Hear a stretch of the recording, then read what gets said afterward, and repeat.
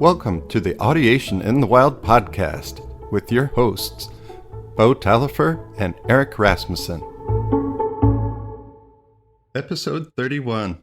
Special guest, Andy Mullen. Well, Andy, thanks for joining us. Oh, happy to be here. It's lovely to have you on. Andy, you're in my eyes like just a really great member of the MLT community. When I was first getting into all this, as I've explained on the podcast, I was equipped with learning sequences in music and no one to talk to. And so your resources online filled in a huge gap to see how these ideas were being practically implemented in the classroom, and it really helped me a lot, actually. I didn't have the resources to take a PDLC at the time, and so your resources kind of filled in an integral gap. How long ago did you start your website, The Improving Musician? You've got quite a bit of content on there. I certainly have. It's hard to keep track of myself. I started it in 2015, so you do the math. We're in 2022 right now, so it's been going for about 7 years.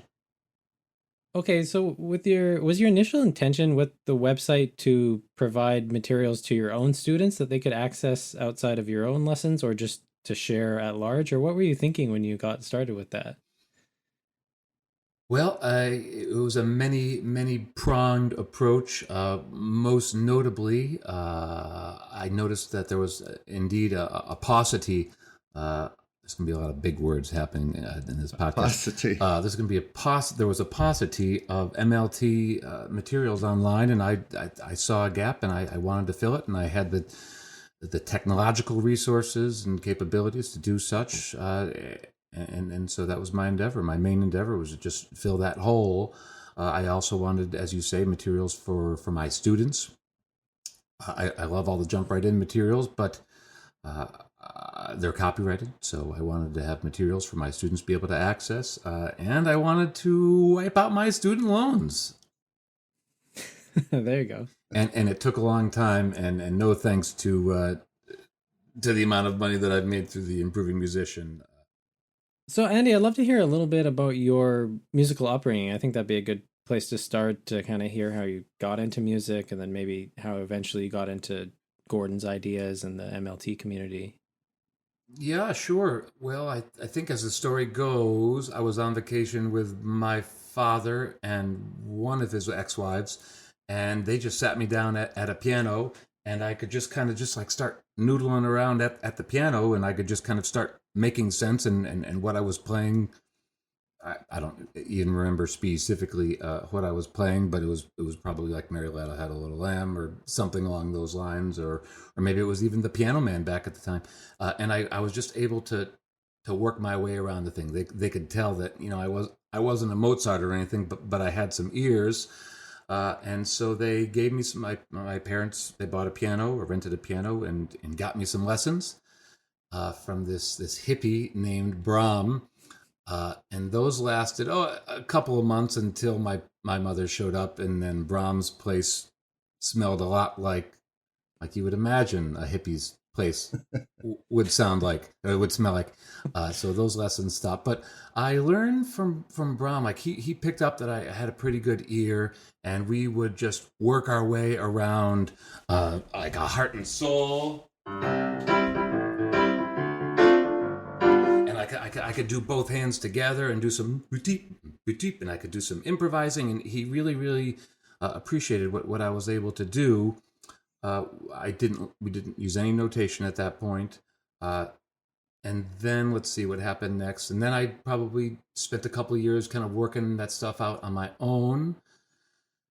And then we got another piano teacher, and she just put those awful Basil books like right on the stand and wanted me to read right from the beginning, and I really wasn't a terribly strong reader, and I just didn't like the cut of her jib, and she had like a really bad case of halitosis, and she covered it up with just a whole lot of perfume, and just those were not winning combinations for me, and she didn't see in me the improvisational capabilities that I had. Whereas Brahm did, and I like that in people. So I didn't last long with her, and then I just kind of worked it out on my own for the next several years until, gosh, I think it wasn't until high school when I started taking music theory class with the inimitable Dr. Porter, and he started giving me labels to all the things that I had already had in my ideation. And then really the rest is history. What else do you want to know? What did I miss? Well, I guess like specifically what I'm curious about is because you had a very strong start in terms of everything being by ear and a lot of improv and kind of staying away from notation, and even yourself you had this intuition that the person who was doing the decoding heavy approach, it kind of wasn't on the menu for you as an option. You kind of weren't interested in that. At that point when you were younger, did you notice, like when you started entering the band, the school music programs, that there was a difference between people who could improvise and play by ear and people that couldn't? Like did you have this sense of where other musicians' skills were audition wise at that time? I had a sense of where they were in terms of being able to read music as compared to me, and quote unquote sight read as compared to me, because I always saw that as a deficiency, and I still do in myself. Obviously, I know how to read music, but it's you can't sit me down in front of a Mozart piece and I can just it's just not in my wheelhouse. So Sure. it wasn't really until I started studying music learning theory that I learned that my ears were a gift, and that playing by ear was a gift, and that it wasn't something to be ashamed of, that I wasn't the best reader, because there are many people that can type out the notes, but not many people who can do what I do. And that's not to say that I'm the best thing to come around since sliced bread, but there's a lot going on in my brain musically that I can just yank out at any given time. Mm-hmm. Actually, I remember years ago when we first spoke, Andy was kind enough to have like a Zoom chat with me when I was just a bundle of questions. And you were always very positive in defending decoding at some level. And I think that there sometimes could be a disconnect in the MLT community where you go from, familiar patterns to symbolic association to all of a sudden being able to magically decode Mozart sonatas like on the piano. And it's definitely, I definitely agree with Gordon that the going from audiation to symbolic association makes perfect sense. But I do think that there is a skill to learning how to decode notation instrumentally that is not magically developed. And you kind of early on planted that idea in my head that, even though we're in the MLT community and we like the methods that we have, it's still worthy to respect people who have a very strong decoding ability, because that doesn't come for free. It takes a certain amount of training to develop. I'd love to hear your thoughts on that. It certainly does. Yeah. If we're gonna equate music to language, you might think about picking up a book. For instance, reading Shakespeare. You could sit there and you could read out all the words, and you could pronounce them correctly, but you wouldn't get the deeper meaning, and you would have to go back afterwards and do the textual analysis. Well, those same people who can sight read like hell and just pick up and play anything, and they're just reading dots, and they're almost like being a computer. Well, they're going to have to do the same thing. They may not have understood what it was that they were playing. They could just perfectly execute it, and then audiationally they would have to go back later and figure out what it was that they were playing. Like what were the harmonies, does that make sense? Absolutely. Yeah.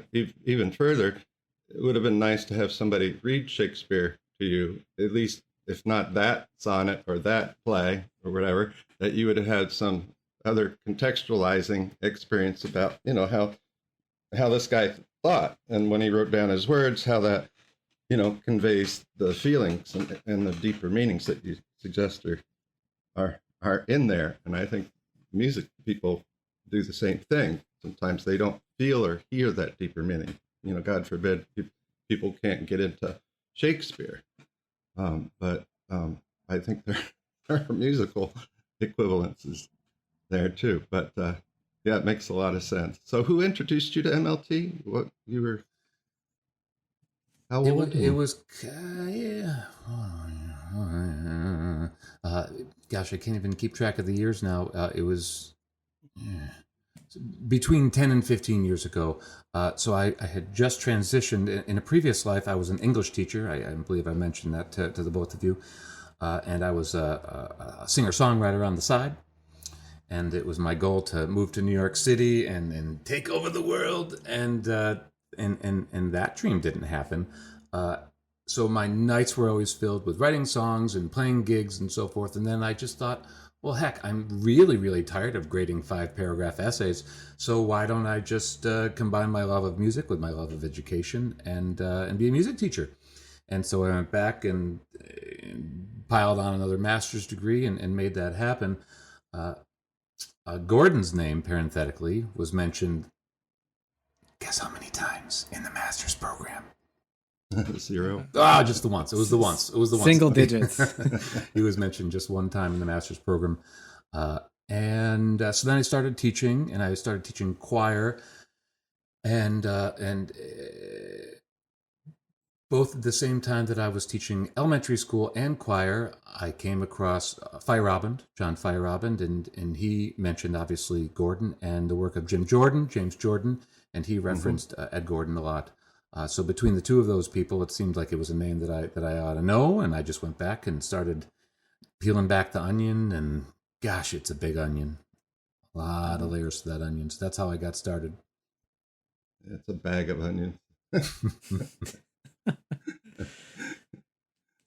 So one thing I wanted to talk to you about is how you stumbled upon these kind of stepwise patterns, because I'm actually a big fan of them. And just for our listeners, maybe you could explain what they are and your thinking behind them.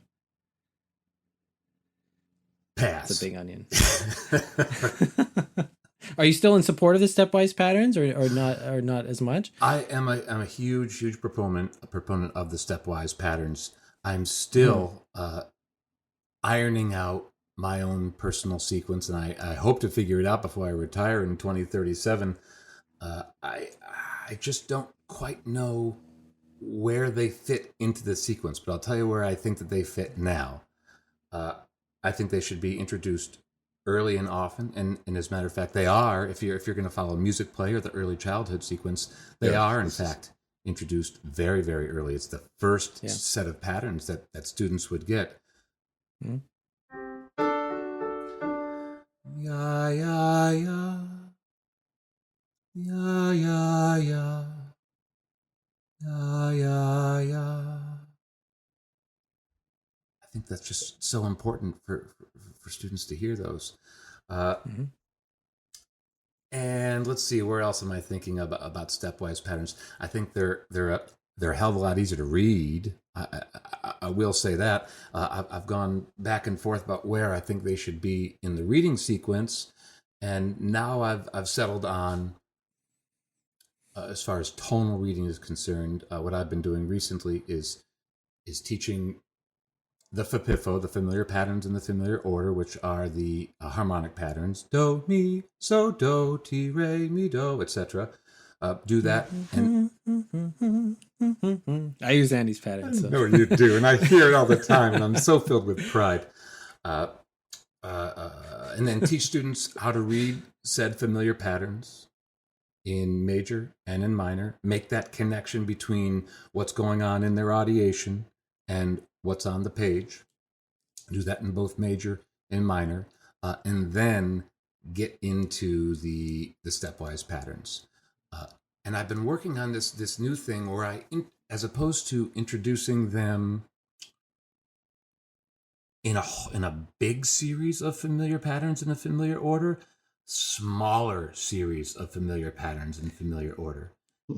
Yes. Andy, that is fascinating because we have a podcast that we haven't released yet. I don't believe we've released it. Nope. And I make the claim that we possibly should be doing that with our familiar patterns of familiar order, that some students seem to be able to memorize like basically a large set of them, and probably the students with high aptitude / interest / motivation. But I have encountered many students that once you give them more than 4 in a lesson, it seems like they can't absorb more than that. Yeah. So it's interesting that you say that. So, so my new series is I start with sequence 1, which is do re mi re do ti do, boom. So then you can make the connections between melody and harmony unbelievably easy if you've got.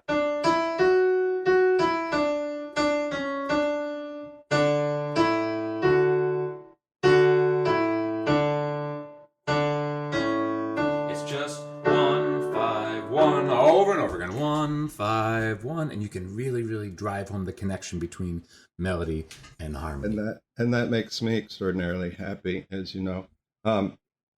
One thing, just as a side note, Bo, you may not know that probably over half of the patterns I do daily are stepwise patterns, because I teach early childhood, but I also add the fifths and some others depending on where the kids are. But so. And then I do the same thing in minor. Yada la ti do ti la si la. And then you want students to be able to read a fifth. You want them to read do re mi fa so fa mi re do. So that's the next set that I would do. Do re mi fa so fa mi re do. And then you want some upper neighbors. So la so mi fa mi do re do.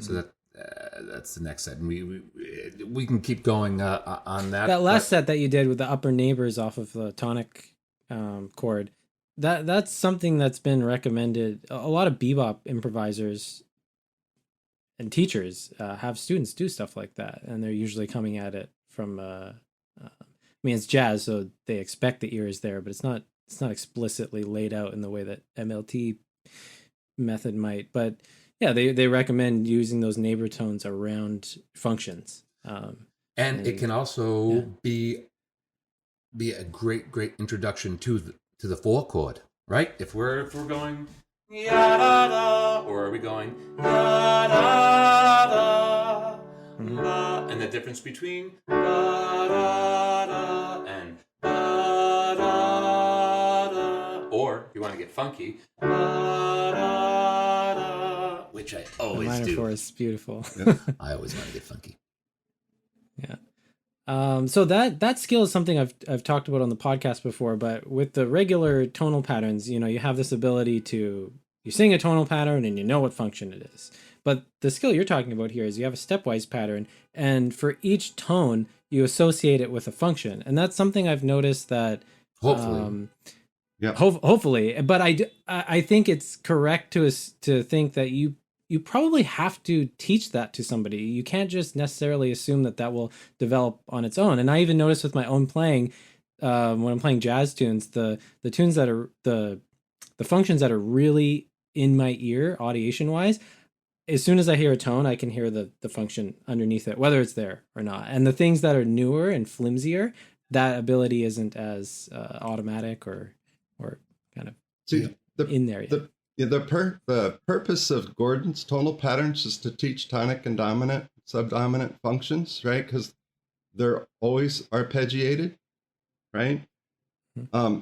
And I stated my claim, of course, in my book, but that it's the functions that give rise to tonal patterns, not the other way around. And so the way you're using your stepwise tonal patterns is completely aligned more with my idea of if you can audiate functions, then total patterns are much easier. And what you're doing is incorporating that with your melodic patterns or your stepwise patterns. Mm-hmm. And I think it's a brilliant addition to what we should be considering as traditional music learning theory. Whenever that ever happens, there is, I think we're starting to cut new cloth a little bit. I like playing these little grooves that I make. For instance, just like a 1-5 groove, something like.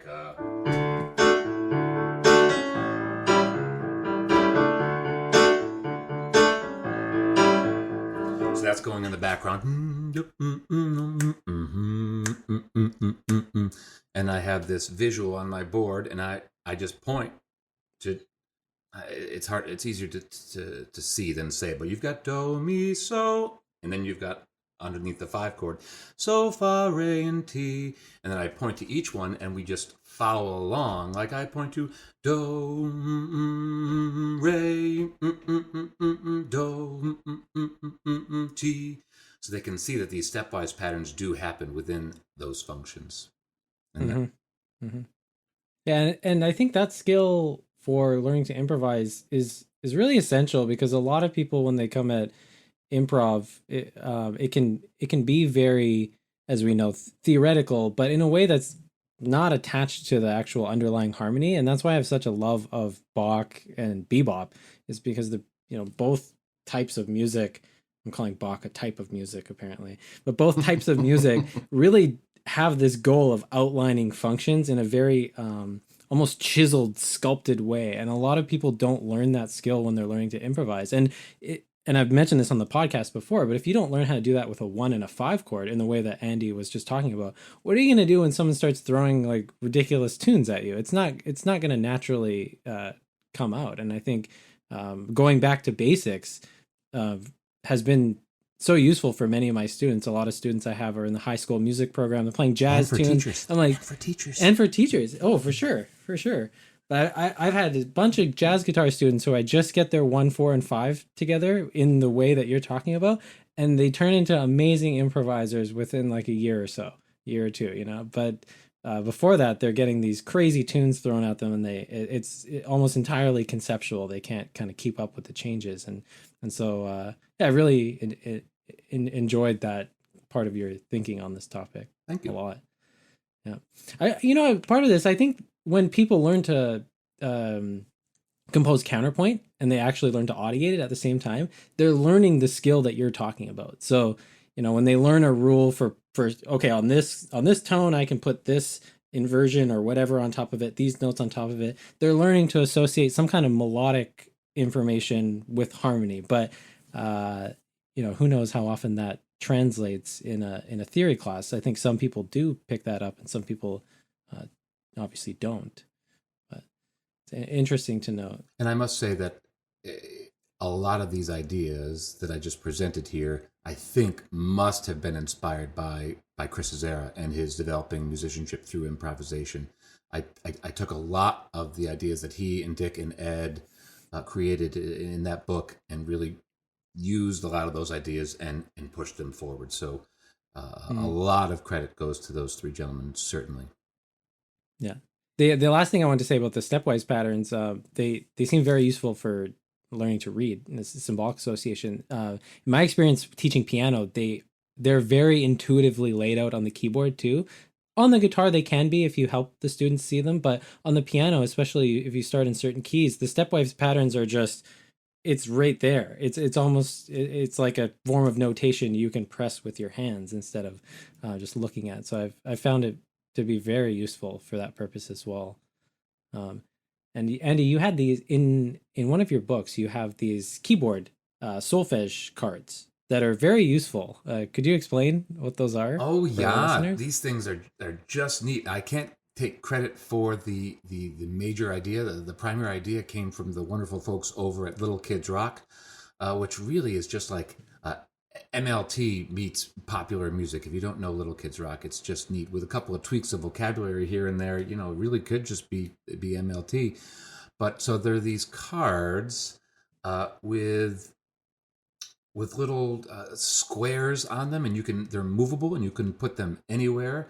And for instance, there's one that's like a do and a mi and a so and a fa and a re and a ti, and you just put them anywhere, and then instantly, boom, you're playing a tonic and dominant chord, and you can move it anywhere to any single do. They're just tops. It's so useful on a keyboard because when you're trying to teach a student about movable solfege on a keyboard, you don't actually need a new card to fit on the piano. So you could play something in the keyality of C and show them, give them a bit of a scaffold with the solfege syllables, and then you can move it to another keyality and they still have the scaffold, but you don't have to reprint anything or have a separate card for the different keyality. It's so useful. Yeah. So I took their idea and I did a solfege jam card. They didn't have a solfege keyboard card. And I did that one, and I did cards for all the other tonalities. So yeah, they're available. They're available somewhere. They're going to all be available in the Improving Musician Faculty Library, which is coming up right soon. Which we should talk about at some point. But I think right now they're in the digital appendix of MLT. Any Music Teacher Can Do Day. You can print them out if you have that book. Yeah, I believe that's where I got it. Okay. So since I found that, because half my students are piano players, half are guitarists, I've been trying to think of a way to do this with the guitar, but it's always very awkward. It's like something you'd have to insert between the fretboard, Right. unless you have one of those. There are electric, there are electric guitars, but there are also types of guitars where the fretboard can actually light up. But that starts to get very kind of, not convenient. Why don't you tell us a bit about this? What was it? The Improving Musician Faculty Library? Tell us about this. Oh, sit down, my son. Let me tell you a tale. So the faculty library is coming out probably. I'm shooting for September 1st, but I'm teaching this PDLC coming up next week, so maybe it'll be more like a September 15th. But so the faculty library is a place for music teachers to be able to access all of my materials for them and for their students. So I've taken all of my 50 tunes for teaching and all of the digital materials that come along with them, added probably about another 30 or 40 tunes. I took all the lessons from the literate musician and made them like isolated PDFs so people could easily have access to them to print out for them and for their students. I took all of the content from MLT Any Music Teacher Can Do Day and laid them out into courses. For instance, there's a course on there called Teaching Music at the Oral Level, and I lay out all these sequences. What else is on there? I have quick start guides to using my materials. I've got all the other chapters from MLT Any Music Teacher Can Do Day. They're broken up into courses. All of my patterns and all of my all the advanced patterns that just came out. So just pretty much every single one of all the slideshows from all of my materials, they're just all gathered together in one place. I created about 25 new movement tracks for teachers to use. So I've just been pretty much working nonstop for the last year, putting all this material together. It's going to be great. I'm feeling pretty good about it. It's going to be $100 per year, and again, it's for a teacher and all of their students, so they can all of their students can have access to all of these materials, and they're laid out in a way that it's just easier for teachers to manipulate. They can either download the MP3s or play the MP3s right from the website. Mm-hmm. So yeah, I'm feeling pretty good about it. More information will be coming on my website.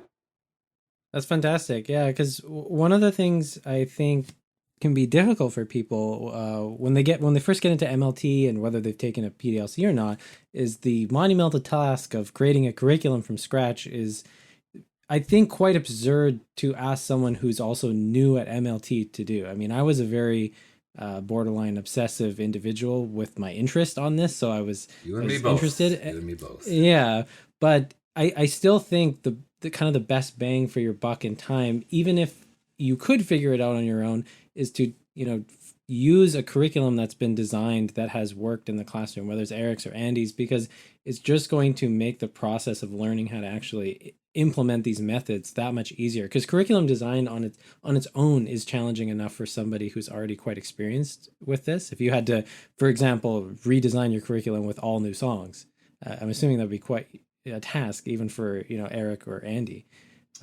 So for a new teacher, I mean, that's, you need prototypes. Sure. That's really what it is that you need. So you need something like my book or Eric's book, or go to Jill Reese. She has that wonderful book out with just a whole bunch of whole part holes, and you can start to see how the whole thing is laid out. Yeah, you just need prototypes, and that's really what I provided in MLT Any Music Teacher Can Do Day. Is there it is.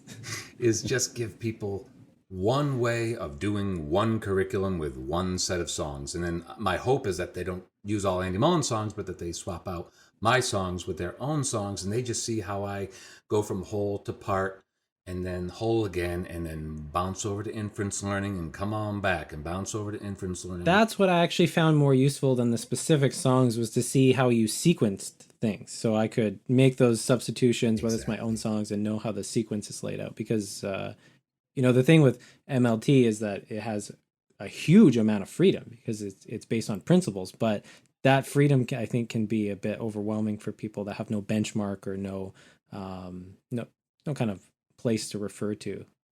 So yeah, I'm a big fan of picking up one of these books. Just out of curiosity, so how do you actually track your curriculum implementation? So you have your materials and you have your set of songs and your goals in terms of LSAs, but how do you actually track what you're doing and when? I don't think I've ever asked you that before. I mean, is this in a spreadsheet or is this just intuitive? Like, I know they're in this part of my curriculum, so I can move on to this next part, or how does that work for you? Because you're implementing this in a classroom situation, which in my mind I don't do personally because I'm a one-on-one teacher mainly. But I would imagine there's much more organization necessary because there's a group of people you're delivering this to. Yeah. So the musicianship is the thing that guides my ship. I find out where they are at the beginning. Bless you. At the beginning of the year, I'm assuming that they're going to need every single year a big refresher on the basics. They're going to need a refresher on macro, micro, duple, triple, major, minor, tonic, and dominant. I just start there. That's where I start, and then I just move them forward in the sequence as much as I possibly can. I have a whole set of practical applications that I love to do, be it folk dance, guitar, keyboard, ukulele, bucket drums, composition, and I'm just constantly moving all of those things forward together at the same time, lined up with the musicianship. So I teach a musicianship concept. I do my LSAs. And then after I do my LSAs, I get into the business of reinforcing. And there's 1,000 different ways I can reinforce, and it changes every year. Am I going to reinforce with bucket drums anytime I teach a new rhythm concept? You're absolutely right. And then if I'm going to teach a new harmonic concept, then I'm going to reinforce it either at the keyboard or at the ukulele, or in terms of composition. I'm going to reinforce it in terms of what students can generalize, both at the function level, pitch-wise, and at the function level, gestaltly. I don't think that's an adjective, but I just turned it into one. I think we're in support of that. He is, yes. He loved making up new words. Did that answer your question, or do you want to push me further on it? I guess even just a little bit further. Like, do you actually do any physical tracking of? I'm assuming you do that with the LSAs, but with other parts of the curriculum, Can you with define what tracking, songs please? Tracking, like, do you have some kind of notebook or spreadsheet with I've taught them these songs and this is kind of where we are? An existence system for knowing where your students are. By the way, your middle school in a suburban area. Yes. Is that right? Yep. Okay. North of The contextualized. Yep. Yeah. So I have a grand notebook, and I have a 5-subject notebook that I keep every year for all my lesson planning. And I have a section I teach 6th grade, I teach 8th grade, and then I teach all of my choruses. So I keep all of my notes on what students have done in terms of the learning sequence activities and in terms of the classroom activities, the lesson plans. And every week or two, I look back a few pages and see what I've done, and I can dig this guy out again. And it's not a perfect system, but it seems to work for me. Yeah, that makes sense because I found it absolutely necessary to track because I'm one-on-one and I have 30, 35 students. And if I didn't track, it'd be extremely difficult to know where you are. It's one thing when I first started because everyone was doing the same thing, but after a couple of years in and you get new students, it's just necessary to somewhat keep track of it. But Yeah. I've never been in a situation like you guys have been in where there's multiple. You might have 2, 3, or 4 classes, so maybe it's easier to kind of mentally know where you are. Well, I used to teach by the quarter. I used to teach 7th grade music, And for, gosh, 6 or 7 years, I just taught them by quarter. So I had that thing just dialed in. Now, as the kids got better and we introduced MLT into our curriculum at the elementary school level, thankfully I had to start changing things and account for students who were coming in who already knew do's and do days and do daddies, etc. So that forced me to up my game, which was great. But now we teach them for the entire year. I teach sixth grade for the entire year and eighth grade for the entire year. Yeah, which I think is better. But it's taken me a few more, and then the pandemic happened. So it's taken me a few more years to really get sixth grade dialed in on a whole year basis, and then get eighth grade on a whole year basis, and then take into account what did I teach the sixth graders in the sixth grade, and then talking with the teachers who teach seventh grade and figuring out where they are. But one thing that I know to be true, two things that I know to be true. First, there's no difference between good flan and bad flan. And second is that everybody always needs a refresher at the beginning of the year. No matter what, I really, if you see kids in quarters or trimesters, you just need to dust that off and refresh it. You're going to get some new kids in, teachers who had different teachers. You can't repeat anything enough. They just need a refresh of macro, micro, duple, triple, major, minor, tonic, and dominant. That's always a good place to start. Yeah, for sure. What's your strategy if you have a new student who hasn't had any lessons with you musically, but they're supposed to be in a class that possibly has been with you for a couple of years? Do you have the freedom as a teacher to move them to a different class that would be more appropriate for their because that's an interesting situation. Well, I mean, if a kid's taking choir, for instance, and they maybe they don't like it, or they're not quite matching pitch, and it's just not something that's working out for everybody, you could certainly talk to the kid and see if it's a place that they really want to be. If they really want to be there, then God bless them. You teach the kids that are in front of you. Mm-hmm. Yeah, that makes sense. So what's on your mind these days with MLT? We know you're working a lot on finishing these materials you want to have ready for September. Are there any concepts or any topics in MLT in terms of tonality or harmony or rhythm concepts, or that have kind of been, festering in your mind, things that you're trying to get to the bottom of or push the envelope on? Or I always love checking in with people.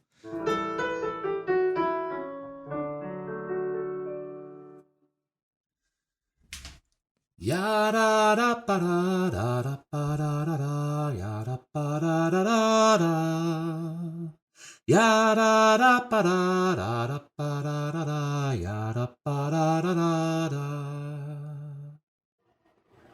What meter is that in? Ya da da ba da da da ba da da da, ya da ba da da da da. Ya da da ba da da da ba da da da da ba da da da da.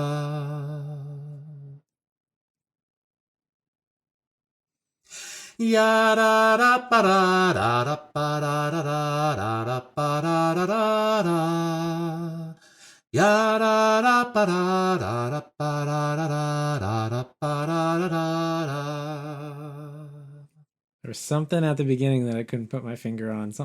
I got just duple going in the background, a lot of syncopation, so I'm cool. I got a whole hillbilly thing going on in the background. It's great. However, Eric, if you look at page blah blah blah blah blah of learning sequences in music, Ed says that usual meter has macrobeats that are paired, and these macrobeats are not paired. If I could turn my musical thinking inside out for you, I'm hearing I've said this to a number of faculty, and I've gotten two different responses. I am hearing consistent do's. I'm hearing do day do day do ta do day do day do ta do day do day do ta do day do day do day do do. However, that would not be usual meter because there's an extra macro beat. I don't think that in the MLT world we really have a label for that. There's no usual unpaired. Usual unpaired. Now, when I sent this to other people, they said it's just triple meter. Do da dee do da dee do da dee do da dee do da da da dee do da da do. So I guess the thing that I'm wrestling with is that maybe we haven't quite uncovered all that there is in terms of meter. I think that there are some meters that are labeled in MLT that, gosh, shouldn't be a meter. I'm looking at you, usual combined, and that maybe we haven't quite uncovered all that needs to happen, all that needs to exist in order to have everything labeled. Definitely not. I totally agree. And I have my 757575, which can be felt like a 12. That's not necessarily right. And it's actually one of the clave rhythms, a Cuban clave rhythm of the second order, not the first one. The one that you can switch 2-3, 2-3, whatever. But this one actually fits either way, so it can be audiated. So you could say, well, it's just you could just call it a meter that is subjective, right? You can pick your way, I can pick my way. I totally just felt that in duple, but it also might be the fact that I played Dixieland last night, so it's just everything just can fit inside it. And we were doing some strange things rhythmically. I hear it in duple as well. Over top of it. But when you started to sing it in do, da, D, I could totally get it too. Yeah. So it's just, it's subjective meter, but that's just the one bowl. And inside that, there's both going on. So it is combined, sort of, but it's not typical combined where you've got twos and threes that share the same macro beat, or twos and threes that alternate macro beats, do, day, do, da, dee, do. And I don't find that meter necessarily, the one I just sang, back and forth, particularly interesting after a while. It's stay in one and make it melodic rhythm interesting. Yours has the interest in it without not quite knowing the meter, but I had to put meter into it so I can understand the melodic rhythm that you're singing. So first of all, I love the tune. It's great. Like I said, I already put a style to it, and it's like this little Appalachian kind of thing in my mind. I did record it with fiddles, by the way. But there you go. Fiddles, not violins. Technically, it was a fiddle because I brought up the low G string up to an A. That makes it a fiddle. Yep. Yeah, I can tell my kids. I think it deserves a place. That meter deserves a place, much like harmonic functions deserve a place, to be labeled more specifically. Like people like to talk about secondary dominants. Well, there's a whole bag full of them, and there's a whole bag of progressions that can go right. That the more specifically you talk about them, the better your understanding of those functions, like in terms of inversions or whatever, what have you. There's a lot further west to go with music learning theory, and I think that's a perfect example of metrically expanding. Which is one of the things that I think you and I share is this, and you can correct me. I'd like you to address this. I've talked to a few people over the course of my MLT career, 30 some years, 35, whatever, that if you consider capital MLT, music learning theory, which is really a theory of instruction, not necessarily a theory of learning. It's based on the theory of learning, but what we do causes the learning. This will be in an episode that comes out, right? So we're speaking about an episode that'll come out before this. But I think there's something to be said for small MLT and how those two combine. And small MLT being like any learning that's happened is really a function of music learning theory, whether it's being ignored or not, or whether it's being used purposefully or not. Like Mozart was a function of music learning theory, but it wasn't invented yet. You know what I mean? So you're saying that music learning theory has always been around and is existing like gravity, whether or not that you know that it's there? Exactly. Yeah. And that capital MLT is the formalization of that. Yeah. And so now you're kind of molding capital MLT into, whatever else can be thought of in terms of the small MLT, the grander theory that Gordon conceived of initially before it became formalized. But, I oraled myself at the piano just for years and years and years. I just sat down and just noodled and noodled and noodled, and I came up with my own verbal association. It wasn't a very good one, and it was all based as Beau's primary verbal association was, the key of C. So it's not a terribly efficient one, but it provided me my own verbal association and a visual association and a tactile association. And I guess I would assume that I did my own form of partial synthesis and symbolic association. I mean, not in the way that Ed did it, but yeah, I guess I probably, in creativity improvisation, and made my own generalizations. Yeah. So I'm sure that I went through my own MLT. I'm interested about that because Andy and I had some private correspondence after my pitch letter crusade episode. And Andy was saying that, just like what happened to me, that you developed this type of verbal association in the key of C that was, different than what we're recommending with movable solfege with a lot bass minor, but it kind of happened.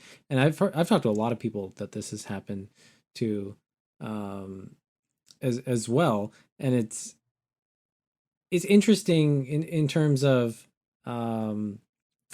translating to other keyalities. Like, did you learn to move those verbal associates to other keyalities on your own? Yeah. I sure did. I didn't wanna, but it came to a certain point where you just got to place things other than the key of C, and unless you use the transpose button. I was at a gig at festival this past weekend, and I may have had a couple of cocktails, and then they played this song, and damn it if it wasn't an F sharp, and I said fine, and it was harmonies that I knew, and I knew the song, but I think it was an F. It was either F sharp or something ungodly, and so I just took my keyboard and hit the transpose button and hit an F sharp, and I'll just play the whole damn thing and see. I don't even care.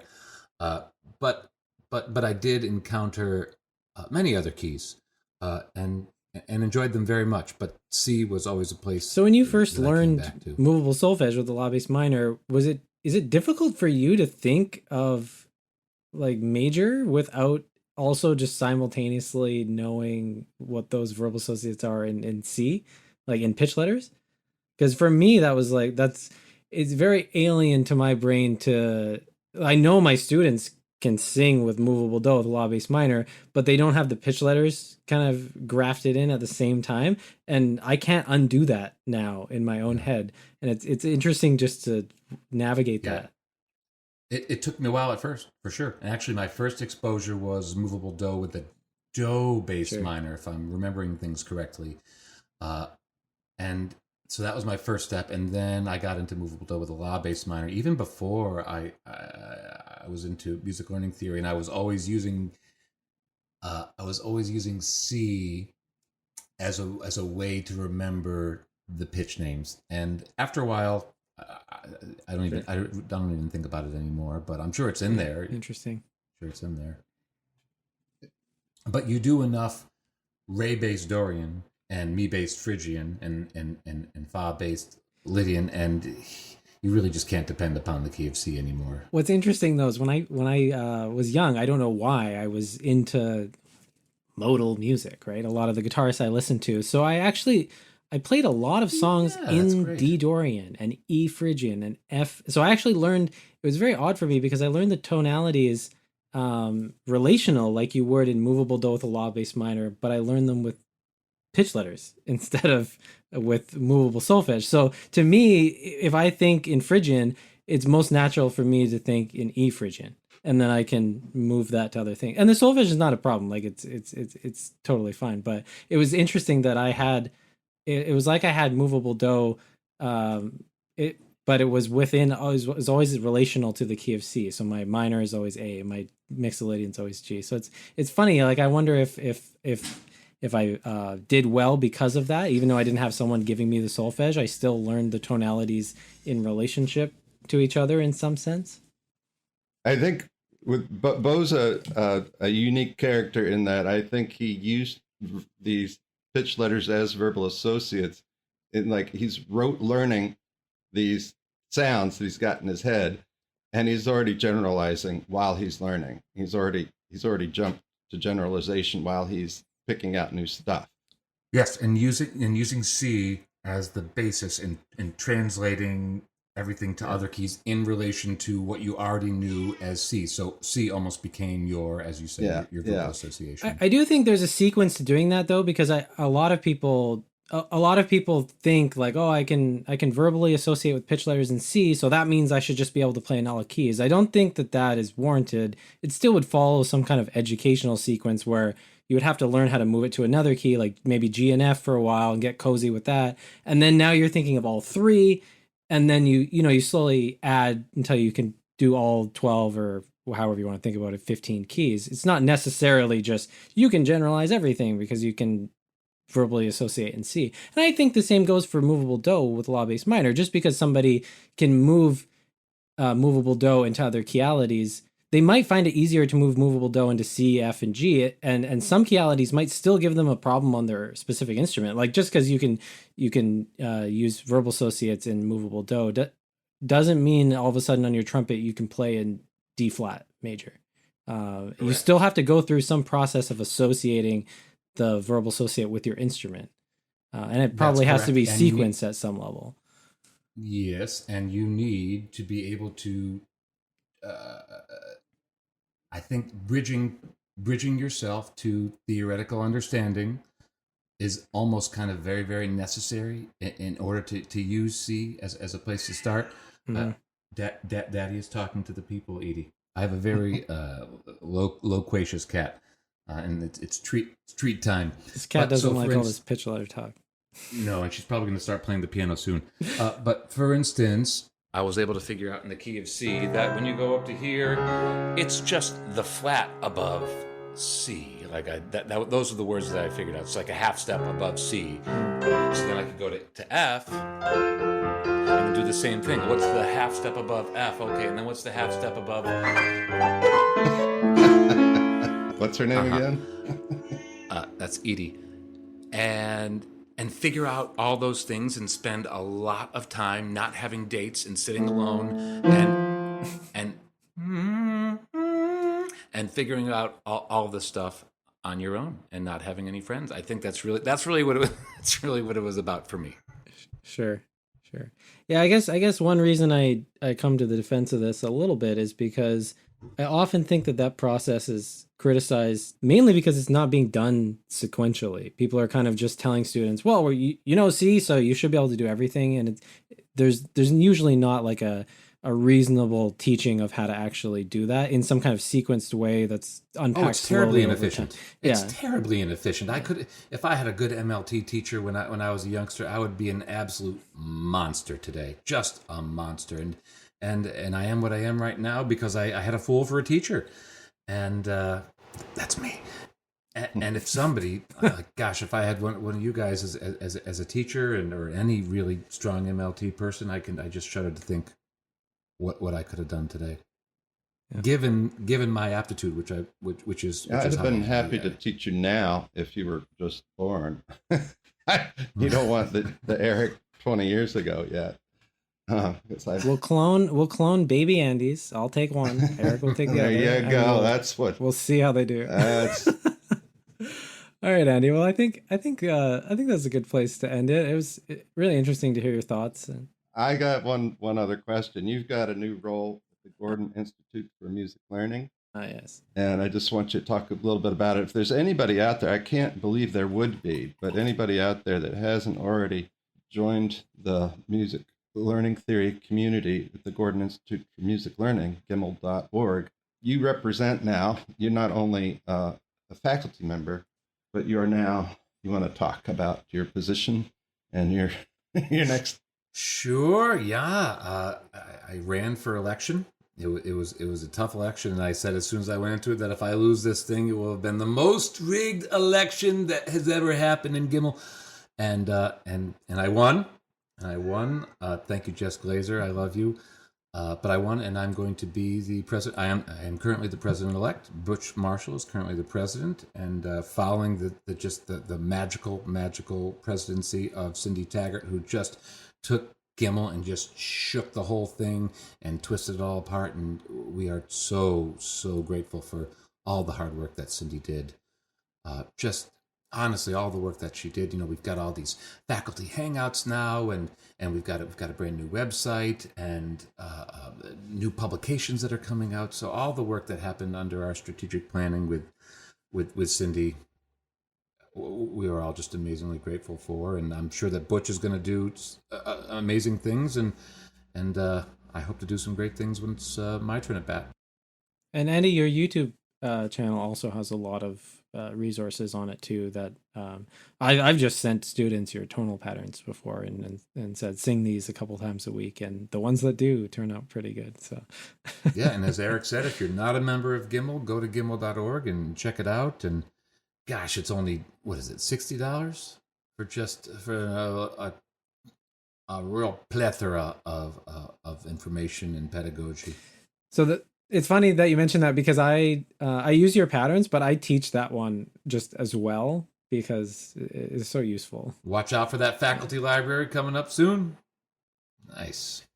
My one regret in this world, tonal patternly, is that I did not, and it's created so many problems for me, is that I just did not include so, fa, re, ti as one of my initial familiar patterns in the familiar order. So I created just a quick little starter sequence. Do, mi, so, fa, re, ti, do, so, do. And I created a little song that goes along with it. The song goes, this is a major song. I'll sing it to you as you're sitting right there. It won't take long. This is that major song I'm singing to you as you're sitting right here. It's not taking long. That's a great way to end it with your tune there, Andy. Thanks so much for joining us. My pleasure. I'll put the improvingmusician.com in the show notes, as well as some other links. Thanks again, Andy. Until next time.